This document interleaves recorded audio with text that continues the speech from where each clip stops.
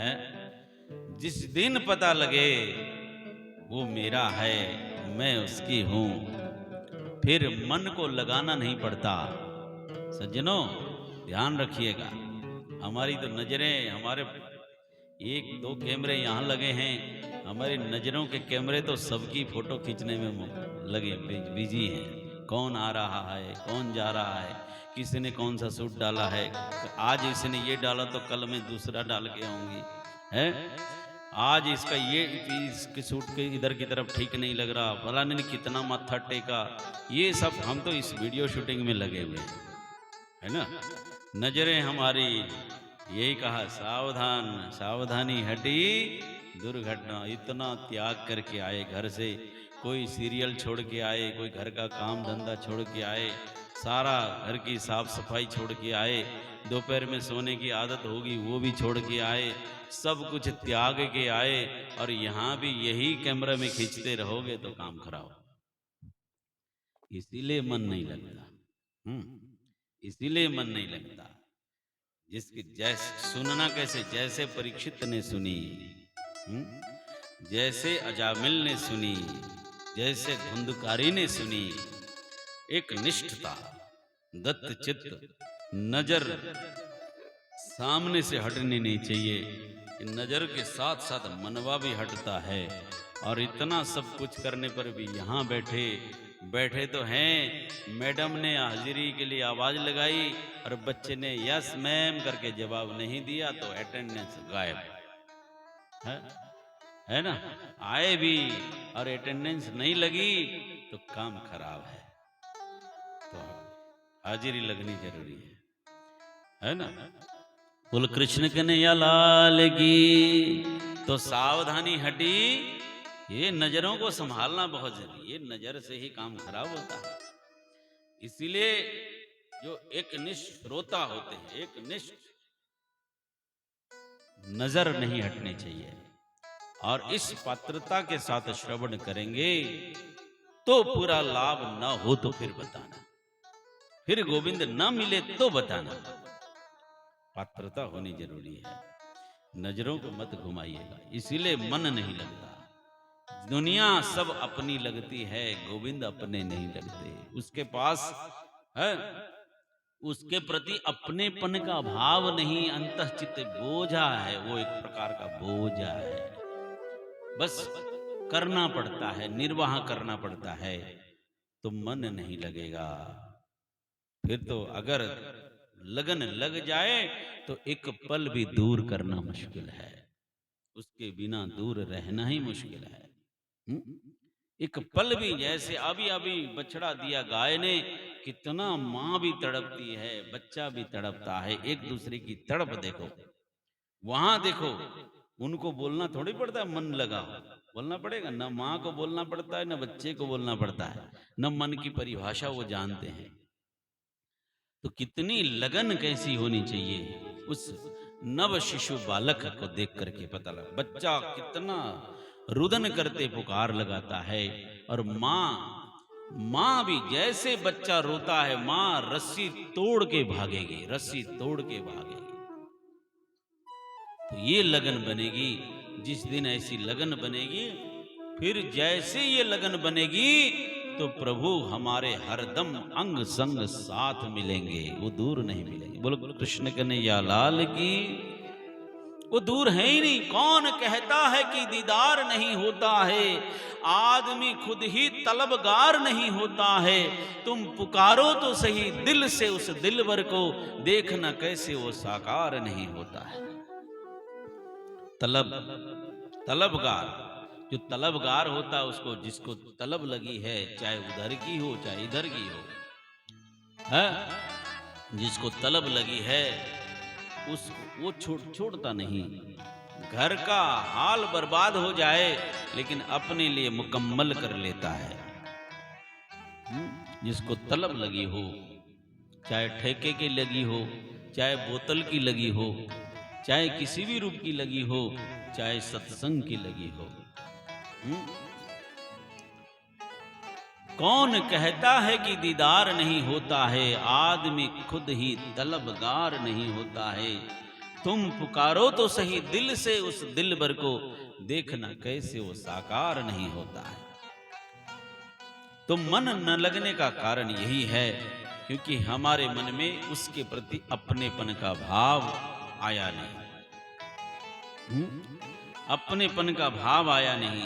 एक गोपी ब्रज में तप कर रही है, ध्यान से सुनिएगा। आप फोटो मत खींचो इतना इधर उधर ज्यादा, आप ज्यादा शूटिंग कर रहे हो बहुत ज्यादा, तो ये कैमरे को करने दो एक काम, आप नजर मत घुमाइए।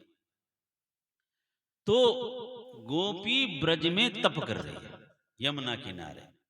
नारद ने देखा ये तो अनहोनी हो गई। वृंदावन में कोई तप करता भला? कोई वृंदावन तप करने की जगह नहीं है। दुनिया में सब जगह से सारी कोशिश करने के बाद जो प्राप्त फल है वो वृंदावन में तो भोगना है।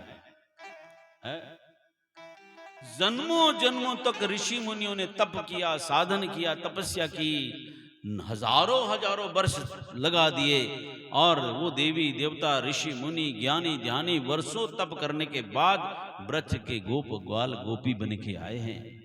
उसके फल स्वरूप उनको ये दिव्य रूप मिला। अब प्राप्त फल गोविंद उनके अंग संग घूमते हैं, उसी का फल है, उसी का फल है। अब उनको तप नहीं, अब तो फल भोगने का टाइम है। अब भी तो नारद ने पूछा, गोपी तेरा दिमाग खराब हो गया? किसके लिए तप कर रही हो? अब पाना क्या शेष रहे? सुरेश गणेश महेश दिनेश ध्यान धरे पर पारन पावे, उनको गोकुल की छोहरियां छछियां भर छाछ पे नाच नचावे। तुम्हारे आगे पीछे घूमता है, तुम्हारा रोज का काम करता है, तुम्हारा नौकर बन के घूमता है, गुलाम बनता है? और तुम यहां सर्व ऐसे अप्राप्य ब्रह्म तुम्हारे लिए सर्व सुलभ हो गया है, फिर भी तुम तप कर रही हो। ये क्या माजरा है? माजरा क्या है? क्यों तप करती हो? क्या पाना? अब क्या पाना शेष रह गया जो तप करती हो? तो गोपी ने गजब का उत्तर दिया, नारद तुम क्या समझो कि मैं किस लिए तप करती हूं? सुनो मेरा जवाब, मैं कोई पाने के लिए तप नहीं कर रही। गोपी ने गजब का जवाब दिया, नारद मैं कोई पाने के लिए तप नहीं कर रही है, फिर किस लिए? फिर बोले ये अंदर जाकर के चिमड़ के बैठ गया, अंदर रोम रोम में धस गया, चिमड़ के बैठा है, अंदर चित्त में अंदर घुस के बैठा हुआ है, उसको गोविंद को निकालने के लिए तप कर रहे। बोले कृष्ण कन्हैया लाल की। न खाने देता है, न बैठने देता है, न घर का काम करने देता है। हर पल हर घड़ी हर पल आंखें खोले तो वही सामने दिखता है, बंद करो तो वही नजर आता है। हर काम घर संसार का काम करो तो वो उसके अलावा कुछ दिखता ही नहीं। हम घर संसार के लायक रहे नहीं, इसलिए पाने के लिए नहीं नारद, निकालने के लिए तप करते। देखो ये है, अब ऐसे लोगों को मन लगाना पड़ता है। तो इस तरह से तो कोई ऐसी जगह बताइए जहां बैठ करके तप करने का मन करे, साधन करने का मन करे। तो ब्रह्मा जी ने एक मनस चक्र भेजा। मनस चक्र कहा, ऋषियों इस चक्र के पीछे पीछे जाओ, जहां जाकर ये चक्र शांत होगा समझना कि वही सत्संग के लिए बहुत सुंदर जमीन है, भूमि है।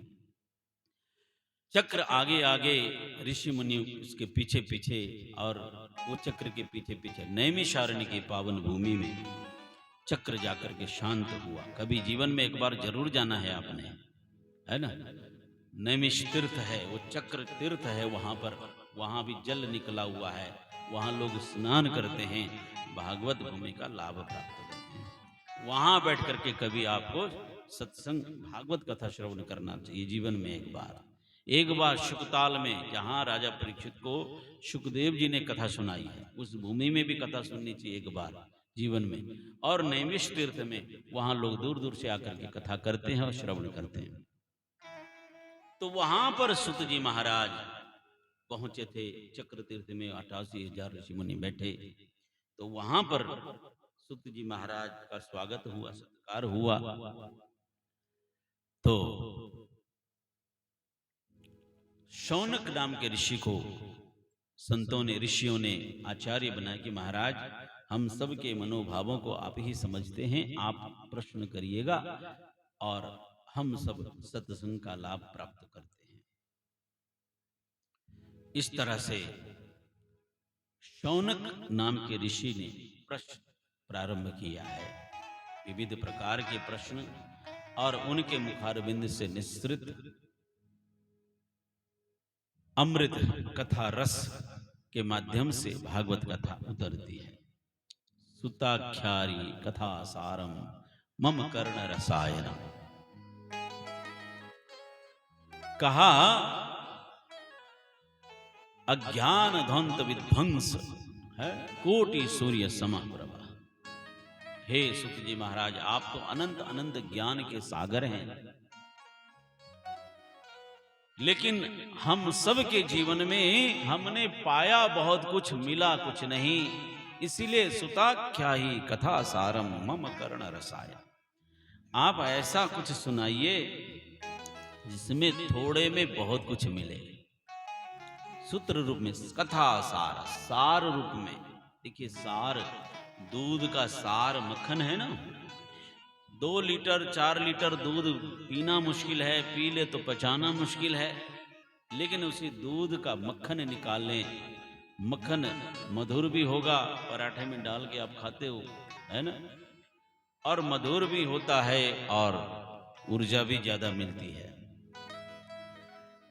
तो इसी तरह सार रूप मक्खन गोविंद को भी पसंद है, इसलिए गोविंद को सार अच्छा लगता, मक्खन अच्छा लगता है।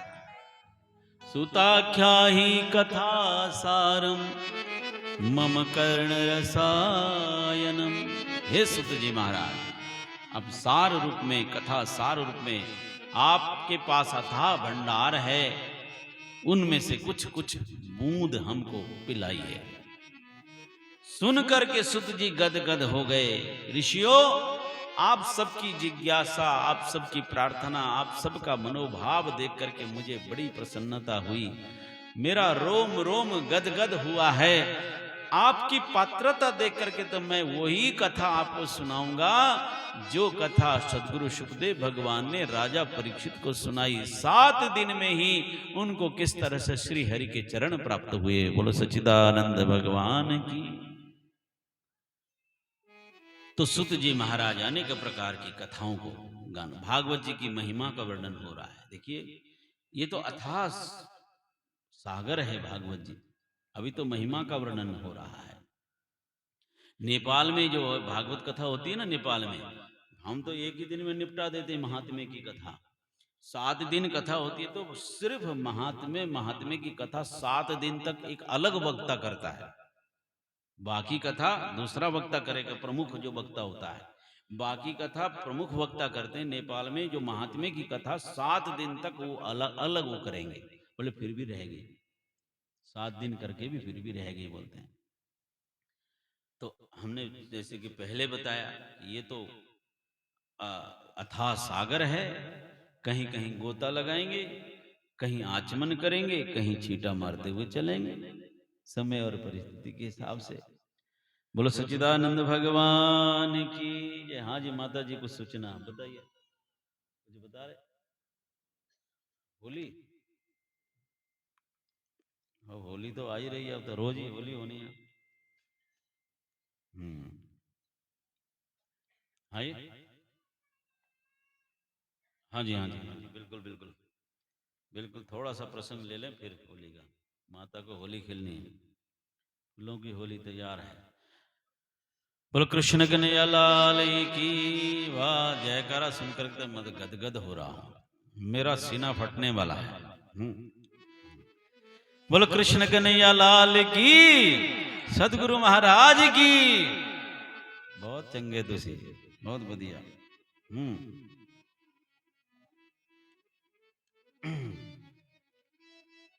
तो इस तरह से बहुत सारे कथा प्रश्न। भागवत जी की महिमा, भागवत जी की महिमा अथाह है, अपरंपार। हमारे सदगुरु, जो हमारे सदगुरु महाराज हैं, सदगुरु श्री देवचंद्र जी महाराज कथा श्रवण करते थे जामनगर में। आज से 400 साल पहले की बात है। भागवत एक श्याम जी का मंदिर था, वहां पर भागवत जी की कथा होती थी। एक कानजी भट्ट करके पंडित जी थे, वो कथा श्रवण कराते थे। नगर के सारे श्रोता लोग, नगर सेठ लोग जिन्होंने दान दिया और भक्त लोग सभी आकर के कथा श्रवण करते। बड़ा अच्छा मंदिर है, वहां पर रोज भागवत कथा होती। बरसों वर्षों से कानजी भट्ट कथा सुनाया करते। तो उस क्रम में इन देवचंद्र जी महाराज को भी पता लगा कि ऐसे ऐसे कथा, तो जो वही ना जिसको लगन लगी हो वो तो कहीं ना कहीं ढूंढ के पहुंच जाता है। तो जैसे देवचंद्र जी महाराज को पता लगा, वो भी एक ही आसन में बैठ करके कथा सुनते, आगे बैठते, एक ही आसन, एक ही आसन में बैठते और पूरी की पूरी कथा सुनते थे लगन के साथ, पूरी कथा। अगर बाई चांस कभी लेट हो जाए, छूट जाए कि आज कुछ प्रसंग निकल जाए, पंडित जी कुछ आगे निकल गए और पहुंचने में देरी हो जाए, तो जाके घर में जाके पंडित जी को उठाते, पंडित जी वो कथा छूट गई, मुझे सुना हो, इतने सा प्रसंग मुझे छूट गया, इतना मेरा छूट गया।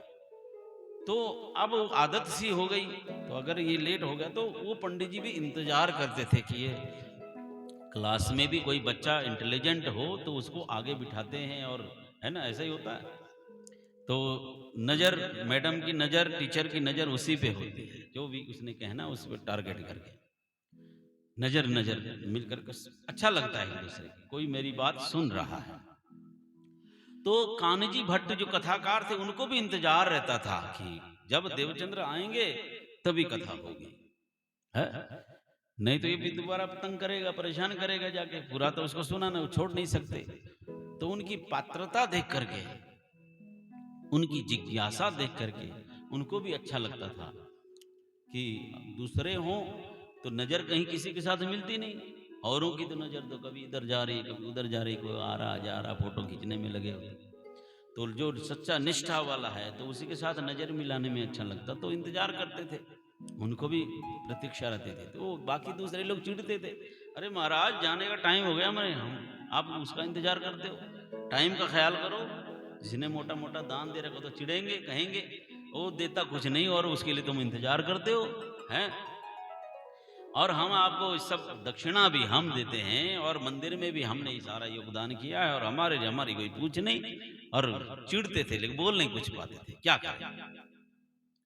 तो लेकिन अब क्या करें, इसमें वो बोल नहीं पाए तो कोई ना कोई कमी ढूंढते थे, कोई कमी ढूंढे, इसकी बात करे, इसकी आलोचना करे।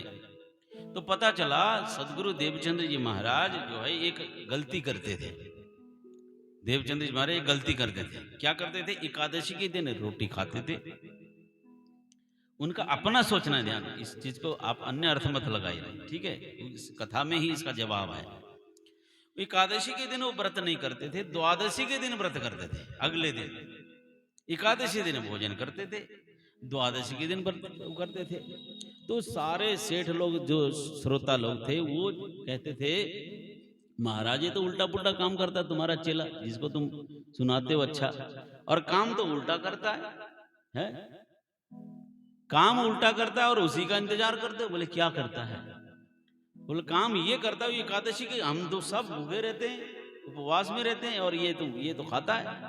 कैसा तुम्हारा चेला है? तुम सोचते हो अच्छा श्रोता है, काहे का श्रोता है, तो उल्टा पुल्टा काम करता है। तो कान्हाजी भट्ट ने, गुरुजी ने कहा देखो मैं तो जानता नहीं, अभी इसका जवाब तो उन्हीं से लेना चाहिए। तो जब इंतजार किया, फिर टाइम पे अपने हिसाब से पहुंचे, कहा कि पहले इससे जवाब लो फिर आगे कथा होएगी। हल्ला करने लगे सारे, ठीक है महाराज, हल्ला ये है कि बस बताओ। तो जवाब कान्हाजी भट्ट ने कहा कि एकादशी, हमने सुना कि एकादशी के तुम खाते हो और द्वादशी के दिन व्रत करते हो, ये मामला क्या है? बोले हाँ गुरुजी, खड़े हो। गुरुजी बिल्कुल सही बात, एकादशी के दिन भोजन करता हूँ, फिर द्वादशी की क्यों?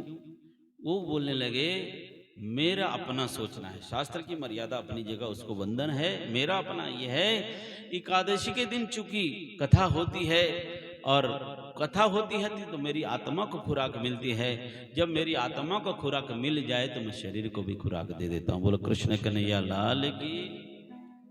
आत्मा को जब खुराक मिल जाए तो धर्म राखे तो देह है, उनका धर्म राखे, धर्म है तो देह का कुछ अर्थ है। इसलिए द्वादशी के दिन ये अपने जो व्यास जी महाराज उनकी पुण्यतिथि द्वादशी की तिथि में, तो उस दिन कथा नहीं होती थी। कथा नहीं होती थी तो मेरी आत्मा को खुराक नहीं मिली। जब आत्मा को मेरी खुराक नहीं मिली तो इस शरीर को मैं क्यों खुराक दूं? इसलिए मैं उस दिन व्रत रखता हूं। बोलो सच्चिदानंद भगवान की। ये उनका जवाब था। अब क्या बोले बताओ, इसका क्या जवाब? सब चुप हो गए, किसी से जवाब बनता नहीं। किसी दिन फिर इसी तरह चलती रही बात, फिर और कोई भी ढूंढे, यहां तो जवाब हमसे बनी नहीं बात। ऐसे करते अनेक अनेक प्रसंग आए वहां। एक बार तो इतनी लगन लगते, परीक्षा भक्तों की तो परीक्षा होती है। ऐसा बुखार आया, ऐसा बुखार आया, ऐसा बुखार आया, ऐसा बुखार आया देवचंद्र जी को कि बस अब तो भूमि खा के गिर गए। सन्निपात, आज के हिसाब से मेरे ख्याल निमोनिया हो गया। उस समय ट्रीटमेंट नहीं था निमोनिया का, कोई इलाज था नहीं। हर प्रकार से करके देख लिया और देवचंद्र जी को टाइम के पक्के, जब कथा शुरू होनी चाहे कुछ भी हो जाए पहुंचना ही है। घर वालों ने देखा ये तो निकल निकल के जा रहा है, कथा छोड़ता नहीं, और शरीर का ये हाल है, खाना पीना कुछ नहीं, लेकिन जाना जरूर कथा सुनने। तो एक दिन तो चलते चलते बस भूमि खा के गिर गए, कथा में पहुंचना था। घर वालों ने फटाफट वैद्य जी को बुलाया। वैद्य जी ने नाड़ी टटोल के देखा, ओहो इसको तो भयंकर तपन है, बुखार है और सन्निपात है, निमोनिया हो गया है। दवाई निकाल के दे दी, और ये इस तरह से टाइम टू टाइम ये दवाई देनी है, लेकिन ध्यान रखना बाहर की हवा लगनी नहीं चाहिए, है? बाहर की हवा लगी नहीं कि ये कंट्रोल में नहीं होगा। पिताजी बोले बाहर की हवा के लिए तो हम गारंटी नहीं दे सकते, है? ये तो फिर हटने वाला नहीं। माँ बोली कोई नहीं, हम देखें, कोशिश करें। दवाई दे के चले गए तो वो तो अपने हिसाब से कनपट्टी फेटा उटा बांध करके, पगड़ी बांध करके जैसे चलने लगे तो गिर गए, और पकड़ के उन्होंने रोक लिया जबरदस्ती, दरवाजा बंद कर लिया। पिताजी बाहर, और कहीं ये निकल के न जाए। एक ही बेटा घर का है, जिसके घर में एक ही हो उसका ये हाल हो तो माँ बाप की चिंता भी अपनी जगह ठीक है। और पीछे से दरवाजा अंदर से भी लगा दिया और माता पकड़ के बैठ गई, ये निकले ना, दवाई का असर, नहीं तो काम खराब हो जाएगा। वैद्य जी बोल के गए। जैसे टाइम होने लगा तो फिर इन्होंने जबरदस्ती रोक के रख लिया, तो धीरे धीरे धीरे धीरे तो बेहोशी आ गई, आंखें सफेद हो गई। अब गए तब गए, हो गए। उनका मन, उनका चित्त तो गई कथा में, चित्त तो आत्मा तो कथा में टाइम हो गया, जाने लगे तो यहाँ तो गए। तो हाय तौबा मचाने लगी माँ तो, अरे अरे अरे खोलो खोलो दरवाजा, आ जाओ आ जाओ, गया बेटा तो गया। अब क्या करें, अब तो दरवाजा खोले, पिताजी भी आ गए, बेटो तो है ही नहीं, नाड़ी भी जाती रही, आंखें भी चली गई, अब क्या करें। अब उधर कान्हजी भट्ट जहाँ कथा, वो तो इंतजार उनका रहता था कि कब आए और कथा सुनाए, और वो आया नहीं। तो क्या हो न हो, कुछ न कुछ गड़बड़ है। तो वो सारे लोग देवचंद जी के घर की तरफ, हो न हो ये सच्चा श्रोता है, कुछ न कुछ घटना जरूर घटी। सब लोग वहां पहुंचे। वहां पिताजी कान में कह रहे, बाबा आज के बाद कभी नहीं रोकूंगा, तुम जहां मर्जी जाना हो जाओ जाओ, कोई सुनने वाला नहीं। अब तो कान्ह जी भट्ट स्वयं कथाकार गुरुजी स्वयं आए, कान में आवाज लगे, अरे देवचंद्र उठो, मैं स्वयं आ गया हूं, यहीं तुम्हें कथा सुनाऊंगा, तुम उठो उठो, बार बार आओ भागवत जी की कथा सुनते हैं, उठो। देवचंद्र बार बार भागवत की कथा की बात सुनाते रहे। कान्ह जी भट्ट पंडित जी बार बार भागवत की आवाज सुनाने पर तुरंत धीरे धीरे आंखें खोल दी कि सामने गुरु जी देख करके गदगद हो गए। बोलो सतगुरु महाराज की। तो ये भागवत कथा की महिमा है।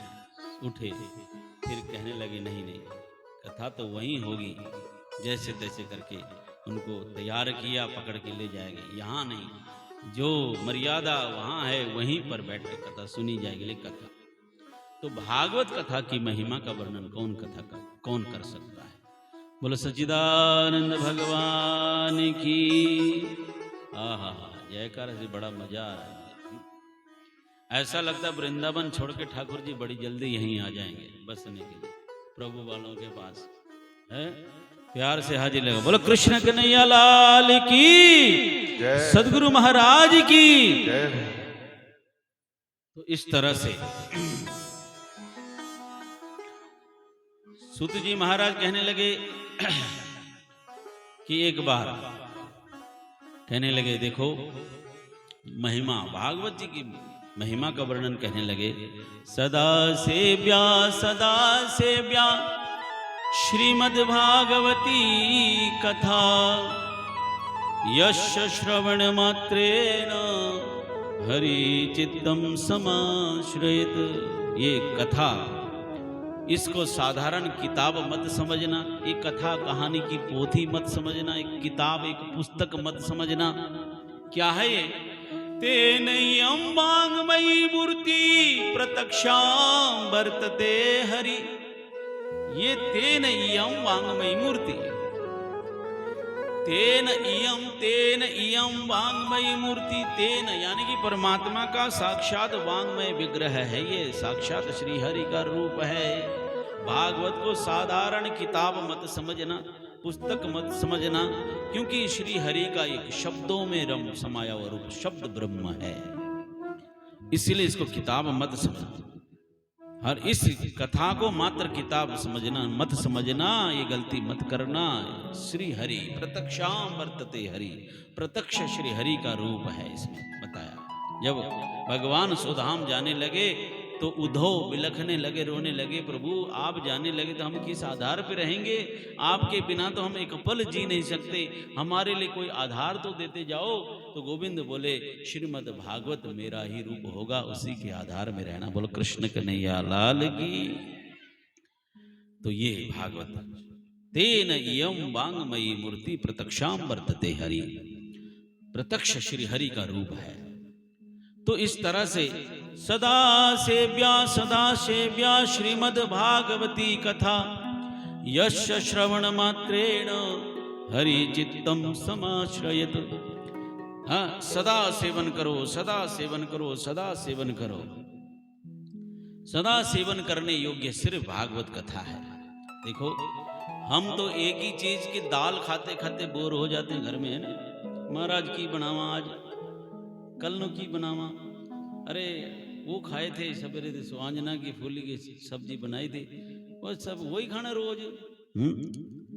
कल नो की बनावा, रोज बदल बदल के। हम एक ही प्रकार की दाल नहीं खा सकते हमेशा, एक ही प्रकार की सब्जी नहीं खा सकते हमेशा, एक ही प्रकार का सूट नहीं डाल सकते, है ना? ब्याह में अलग, फेरे में अलग, जयमाला में अलग, उसमें अलग, अलग अलग सूट खरीदने का शौक। सब कुछ अलग अलग बदल के चाहिए हमको, है ना? स्वाद बदल बदल के, फेर फेर के। हमको कहते महाराज की कर दे पे किथे हो? बोले सत्संग कर दे पे, कथा कर दे पे, है? बोले महाराज तुसी है बोर नहीं होंगे? जब देखो कथा कथा कथा कथा, जब देखो वही कथा।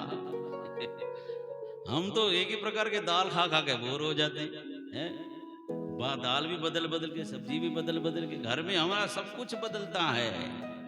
तुसी जब देखो सत्संग, जब देखो कथा, जब देखो कथा, जब देखो कथा, बोर नहीं होंगे?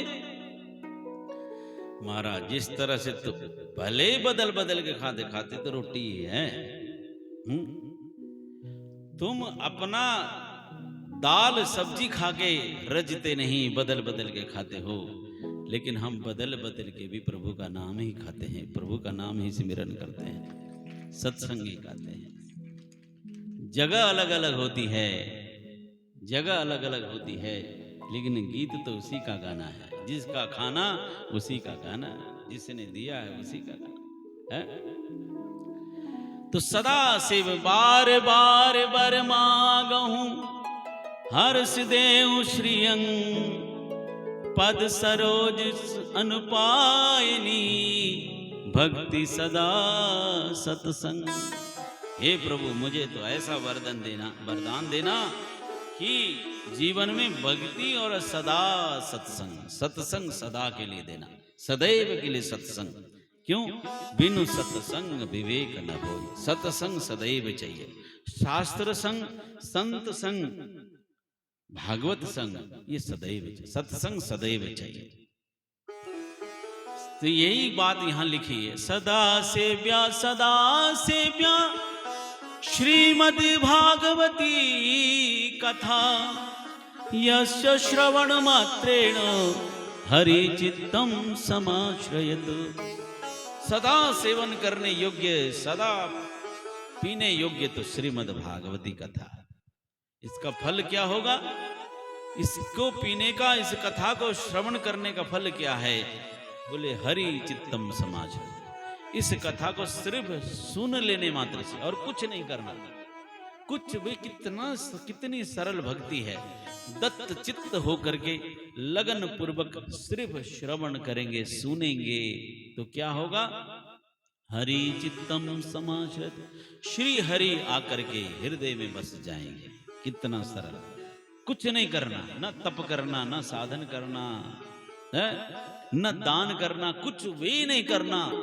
पर जैसे धुंधकारी ने सुनी, जैसे अजामिल ने सुनी, जैसे परीक्षित ने सुनी, ऐसी लगन पूर्वक सिर्फ श्रवण करेंगे तो क्या होगा? हरि चित्तम समाश्रयत, वो हरि आकर के चित्त में बस जाएंगे। और जिसके चित्त में स्वयं गोविंद का वास हो, उसको भला अलग अलग मांगने की क्या जरूरत, किस चीज की कमी हो जाए? फिर तो मेरा आपकी कृपा से सब काम हो रहा है। करते हो तुम कन्हैया, बस मेरा तो नाम हो रहा है। सारा सब करने कराने वाले हो ही हैं, सो जो राम रची राखा। तो इस तरह से आनंद ही आनंद होगा। आगे बहुत सारा प्रसंग है। आगे धुंधकारी का प्रसंग भी आप जानते हैं कि किस तरह से आत्मदेव ब्राह्मण तप करने गए। आत्मदेव ब्राह्मण को संतान सुख न होने से परेशान थे और संत प्रसाद मिला और वो फल ला करके अपनी पत्नी को दिया। धुंधली उनकी पत्नी थी ना, धुंधली, और उसको दिया तो धुंधली थी। ये कथा किसी और की नहीं सज्जनों, हमारी ही तो कथा है। आत्मदेव ब्राह्मण क्या है? हमारी आत्मा ही है। आत्मदेव ब्राह्मण है, उसकी पत्नी धुंधली। धुंधली मतलब बुद्धि, जिसकी बुद्धि मति साफ नहीं है। धुंध, अभी सर्दी गई, खेतों में कैसे धुंध आती है, धुंध आ जाए तो कुछ दिखता नहीं, गाड़ी चलाना मुश्किल होता है। हाँ, जिसके जीवन में कोई साफ नजारा नहीं, जिसकी मति मारी गई है, धुंधला दिखता है, साफ साफ दिखता नहीं, उसका नाम धुंधली। संत प्रसाद का अनादर किया कि ये है, अरे ये फल जो है मैं खाऊंगी, गर्भवती रहूंगी, ये गर्भ का दुख मैं कहाँ सहूंगी। ऐसी है, ऐसी मति वाले को कोई प्रभु कृपा करे। प्रसूतौ दारुणम दुखम सुकुमारी कथम सहे। धुंधली बोलती है, ये प्रसूति पीड़ा का दुख, ये गर्भवती होने का दुख मैं कहाँ सहूंगी। मैं तो बहुत खूबसूरत हूँ, मैं तो बड़ी खूबसूरत हूँ, सुंदर हूँ, ये गर्भवती रहूंगी तो मेरी खूबसूरती चली जाएगी, मेरी सुंदरता चली जाएगी। ऐसे सोच वाले को भगवान क्यों देगा बताओ? ऐसी सोचती थी, मेरी खूबसूरती चले। प्रसूतौ दारुणम दुखम सुकुमारी कथम सहे। मेरी जैसी सुकुमारी सुंदर नारी वो दुख, गर्भ का दुख क्यों झेले? तो इसलिए भगवान ने उसको नहीं दिया, तो उसने फल नहीं खाया, अपनी सहेलियों को खिलाया, आदि आदि बहुत सारा क्रम हुआ। तो संत प्रसाद, उसने बहन ने उसको गौ को खिला दिया। परीक्षण कर, पता नहीं संत कितने पहुंचे हुए देखें, तो गौ माता को खिलाया।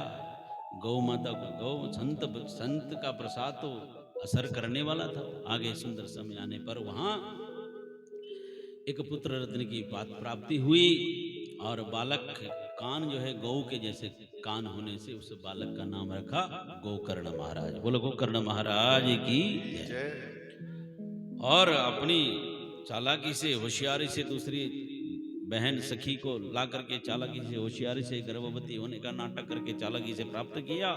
उस बालक का नाम रखा धुंधुकारी, धुंधुली का बेटा धुंधुकारी। गोकर्णो पंडितो ज्ञानी धुंधुकारी महाखला। हाँ, गोकर्ण तो संत प्रसाद थे तो पंडित बने, ज्ञानी बने, संत शांत हो गए। इस तरह से बहुत सुंदर, बहुत आगे जाकर के बहुत सारा प्रसंग है, उसमें जाने का समय नहीं। तो इधर धुंधुकारी आगे आजाद हो गए, पिताजी चले गए, गोकर्ण महाराज भजन भक्ति में लग गए, तो इधर धुंधकारी स्वच्छंद हो गया, दुष्ट हो गया, लूट पाट खसूट, फिर बहुत सारी वेश्याओं को घर में लाया, बहुत सारा उपद्रव होने लगा, और उन वेश्याओं ने पीट पीट के घर में आग लगा दी और पीट पीट के मार डाला। तड़प तड़प के धुंधकारी की आत्मा प्रेतात्मा बन गई। बोलो कृष्ण कन्हैया लाल की। प्रेतात्मा बन के भटकने लगी अनंत वर्षों तक। बाद में जाकर के गोकर्ण महाराज घूमते घामते आए, अपने घर के बाहर कुटिया लगाई, संत थे, तो वहां प्रेत आत्मा के रूप में धुंधुकारी ने बहुत उपद्रव किया, लेकिन हाथ में जल लेके छिड़काव किया तो उस छाया से आवाज आई, भाई तूने पहचाना नहीं, मैं तो तेरा भाई धुंधुकारी। अरे इस रूप में कैसे? बोले हाँ भाई, मैंने जीवन में इतना पाप कर्म किया है कि मैं बहुत तड़प रहा हूँ, बहुत तकलीफ है भाई, तेरे जैसे ब्रह्म ज्ञानी का भाई होकर के मुझे इस योनि में भटकना पड़ रहा है, ऐसा कुछ कर लो मेरा उद्धार हो जाए। तब जाकर के सवेरे प्रातःकाल गंगा को जल अर्पण कर रहे थे, आकाशवाणी हुई, कहा देवताओं के माध्यम से आकाशवाणी हुई कि तुम भागवत कथा का आयोजन करो। तो धूमधाम से भागवत कथा का आयोजन किया। तो बहुत विशाल मंडप बना के, मंच बना के तैयार किया। अनेकों ऋषि मुनि ज्ञानी ज्ञानी भक्तजन आए, गोकर्ण महाराज कथा सुनाने लगे। 7 गांठ वाला बांस सजावट में जो रखा था, केले के थंबे, जो विधि पूर्वक कथा होती है उसमें सब रखा जाता है। तो उस 7 गांठ वाले बांस में वो आत्मा बैठ करके कथा सुनने लगी, धुंधुकारी की प्रेतात्मा। पहले दिन कथा चली, दिन भर कथा के बाद संध्या आरती के बाद जयकारा लगाया, बोलो भागवत भगवान की। पहली गांठ फटी, फिर करते करते 6 गांठ फटी। 7वें दिन में पूरा संपन्न होने के बाद 7 गांठ फटी। उसके बाद दिव्य रूप से देवताओं का जैसा बाहर आया, भगवान ने विमान भेजा, भागवत भगवान को प्रणाम करने लगे। अरे अरे देव रूप देवता जन आए हैं कथा में पधारने, आप कौन देवता हैं? गोकर्ण ने पूछा, मैं देवता नहीं भाई, तेरा भाई धुंधुकारी हूँ। बोले कैसे? तुम्हारे मुखारविंद से भागवत कथा को श्रवण करते करते भी मेरे जैसा पाप आत्मा प्रेतात्मा भी देवताओं का रूप धारण करके भगवान के धाम को जा रहा है। बोलो भक्त वत्सल भगवान की। तो इसी के साथ आज की कथा को यही विश्राम।